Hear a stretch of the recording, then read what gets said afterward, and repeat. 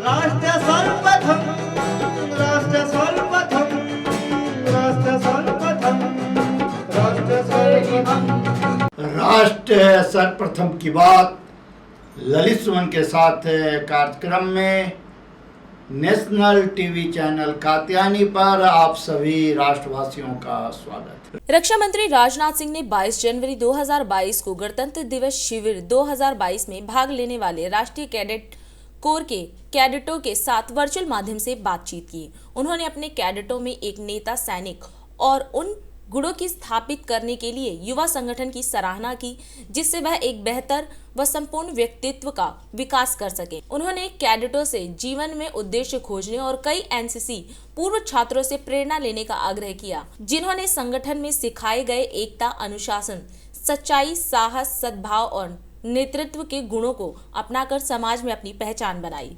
मेरी यह प्रबल इच्छा थी कि मैं हमारे एनसीसी के कैडेट से सीधा मिलूं और उनसे मैं सीधा संवाद करूं, पर अभी मैं कोविड पॉजिटिव हूं और आइसोलेशन और अन्य प्रोटोकॉल्स का पालन करने के कारण मुझे कहीं आने जाने की इस समय मनाही है। लेकिन हमारे एनसीसी के बच्चों को लेकर मैं इतना उत्साहित और पॉजिटिव रहता हूं कि कोविड का पॉजिटिव होना भी मुझे आप लोगों से रूबरू होने से रोक नहीं पाया और बातचीत करने के लिए मैं आप लोगों के बीच आज उपस्थित हूं। सबसे पहले आप सभी से मैं अपनी कुछ व्यक्तिगत बात साझा करना चाहता हूं। अपनी पॉलिटिकल जर्नी शुरू करने से पहले मैं एक स्टूडेंट, एक कैडेट और फिजिक्स का एक टीचर भी रहा हूं।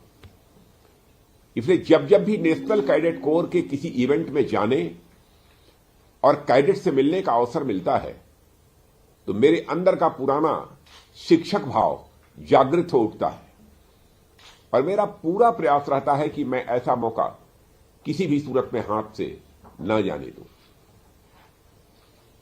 मित्रों, ऐसा इसलिए भी होता है क्योंकि आप सबके अंदर मुझे हमारे भारत की एक झलक दिखाई देती है।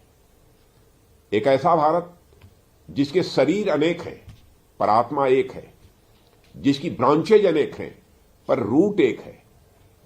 कहने के लिए तो आप लोग भारत देश के 17 अलग अलग डायरेक्टरेट से यहां आए हैं, पर उन 17 डायरेक्टर्स के बहाने मैं आप सब में अनेक क्षेत्र, अनेक भाषाएं और अनेक संस्कृतियां, अनेक रीति रिवाज मैं देखता रहा हूं।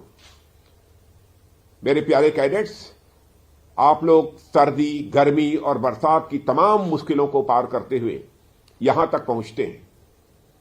देश भर के लाखों करोड़ों बच्चों में से कुछ बच्चे ही एनसीसी ज्वाइन कर पाते हैं और उनमें से भी बड़े कम बच्चे होते हैं जो इस रिपब्लिक डे कैंप तक पहुंच पाते हैं।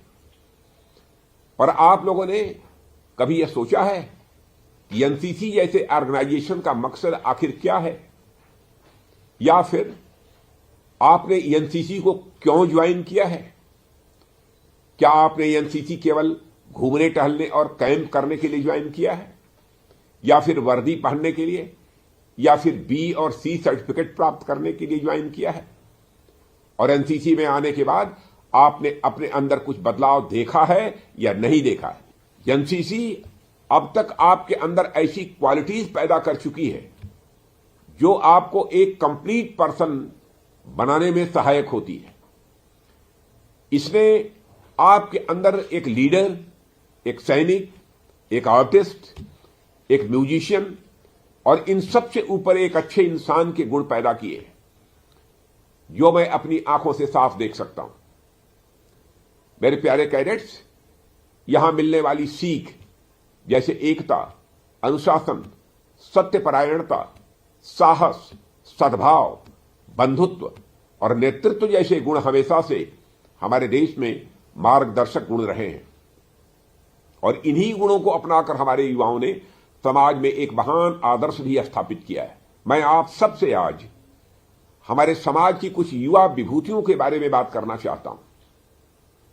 साथियों, आप सभी युवा प्रहलाद की कहानी जानते होंगे। उनके पिता हिरण्यकश्यप ने तरह तरह से उन्हें सच्चाई की राह पर चलने से रोकना चाहा। उन्हें कई प्रकार की प्रताड़नाएं भी दी गई।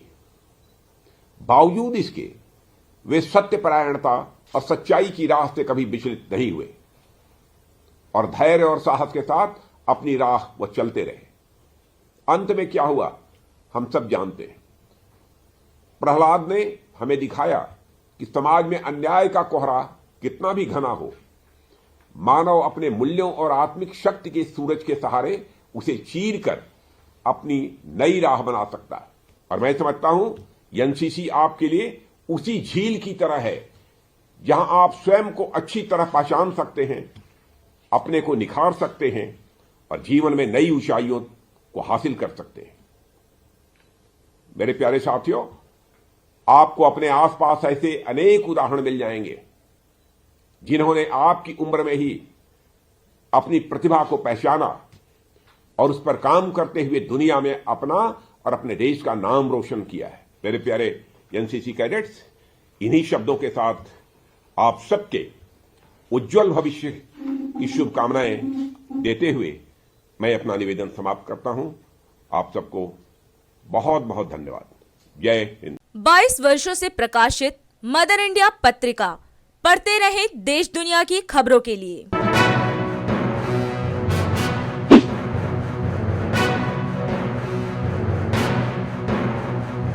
26वें वर्ष में आपके लोकप्रिय समाचार पत्र इंडिया दर्पण का प्रवेश। आप देखते रहे अपने क्षेत्र की खबरें।